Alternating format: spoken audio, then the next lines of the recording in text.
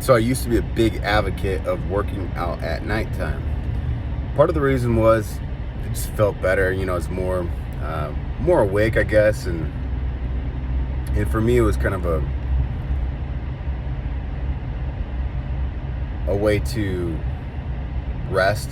Kind of work out the day's problems in some sort. And what I have realized, though, is that working out in the morning time gives you more options. And what those options are is that if you miss, you never miss. If you miss working out at nighttime, you didn't plan on working out in the morning time, so you don't have another opportunity to work out. You just miss that day. If you miss in the morning time, you can still work out at night. So that's part of the reason. Obviously, whatever your schedule allows you to do and is the most functional and you can create a routine out of it, do that. But I've made this switch from believing 100% in working out at nighttime to now believing in working out in the morning time, first thing in the morning. And one, because it just is, it's just better. You might even feel a little bit more tired during the day. Sometimes I do feel a little bit tired because I worked out in the morning time, because you're expending a lot of calories and stuff early. However, you're stacking a win first thing. And if you are to be successful, if you're someone who wants to be successful in life, you have to learn how to stack wins and also understand, like, we're human. We're not robots. And there's going to be certain times where you may not be able to get the workout in simply because you're with the baby. You had to get up with the baby 6 or 8 times throughout the night, or something like that, right? So it's just like you're drained, you're exhausted. So give yourself options. Give yourself, not too many options though, but give yourself a little bit of flexibility. It goes a long way. And being able to change your opinion about things as well. For example, like just being 100%, working out at nighttime is the best. Everybody should work out at best. That used to be my belief. And recently I have realized that, especially I think if you become a parent or you've gone through the military, you start to realize that you actually need less sleep than you think. Yeah, you definitely need sleep. Otherwise you get goofy and you can't really concentrate. So you need to get a good amount of sleep, like enough sleep. But that definition where people think that they need 8 hours, or some people think that they need 10 or even 12 hours of sleep, there's usually something wrong there if you need that much sleep. There's usually some type of hormonal issue going on that you probably need to go get checked out, or it could be your breathing too. People who have to have CPAP machines and that sort of thing. Those are reasons why you might not be getting rejuvenated when you sleep. But really, when you realize that you need 4 or 5 hours of sleep, I would say most people need at least 4 or 5 hours of sleep to operate, and you can still kick ass. It kind of opens up a lot of time. So instead of maybe having only 18 or 16 hours of your day to do things, you now have 20. And over a lifetime, that's a lot. You're living more life. And what I've realized is especially the younger generation, the Gen Z I'm talking to, they don't have a lot of experience in anything, most of them. I think that there's incredible Gen Zs out there, and they're hardworking and intelligent, they're going to be innovative. And every older generation thinks that the younger generation is going to be weak. That's just how it is. However, Gen Z is telling a lot of signs that they don't want to work. They're not showing interest in work. And with the boomers moving out of the workforce the last couple of years, you don't have that workforce that's coming in to help replace them. And really what it is I think that the generation has grown up with social media, and they're different. They've had to adapt differently.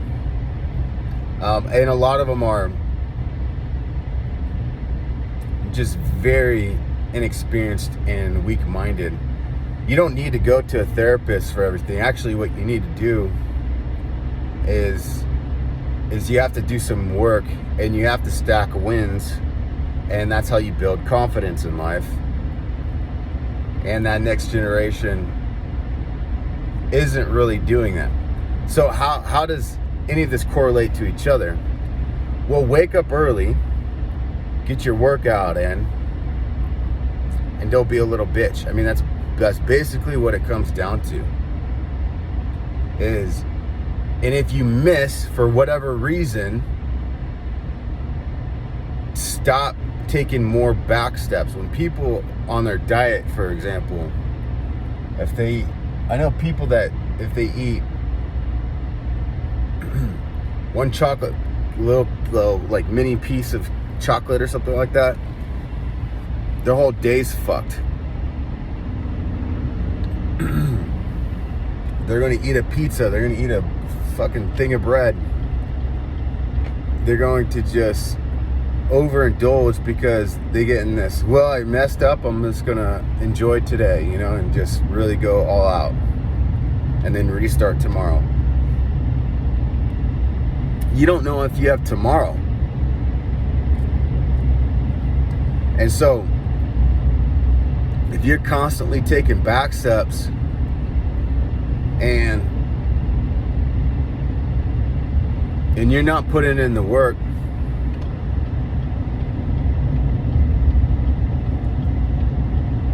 you're not going to be successful. And that's the success equation.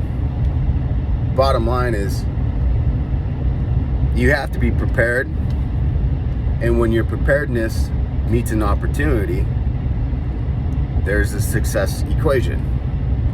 It's preparedness plus opportunity equals success. And so what does being prepared mean? It means that you have to do the work, you have to do the study, and that's what life is. And school misses the mark with that often, because they don't teach you life skills in school, but they teach you some type of schedule. It's more or less that 9-to-5 schedule, especially if you're in sports. So they're training you to clock in, clock out, and ask permission to do things. But in life, to get ahead, you just have to go do things. First, you got to plan what it is that you're trying to accomplish and get clear with that, at least to some degree. I mean, there's nothing wrong with shooting the name, in the same regard, especially if you're just getting started. Just get into something, do something, get some type of skill set. But it all starts first thing in the morning. It all starts with just doing the work and stacking wins. I mean, and that's why I say, get your win first thing in the morning. And if you miss, don't miss. And what I mean by that is if you miss a workout in the morning time because you woke up and you're sore or you just feel depleted, have a legitimate reason to not miss. Because sometimes it does happen, you know? And I think that having some empathy and compassion for that is okay to some degree, but most people, like Wes Watson says this, most people need compression. They don't need compassion. The people who need compassion are the people that don't need the compression because they did all the work. Most people need compression, and what that means is you need pressure. You need outside pressure. You need some pain point. You need a pain point to make yourself better. And that's really it. I mean, it just comes down to identifying what motivates you to get up and to get moving and to have purpose in life. And if you don't have a purpose, your purpose is to become the best version of yourself. If you don't know what your purpose in life is, it's to become the best version of yourself. So it's the prepared meeting opportunity equals success. So when your opportunity of purpose comes up, you're ready to fucking take it on and handle it like a champ. That's it. Peace.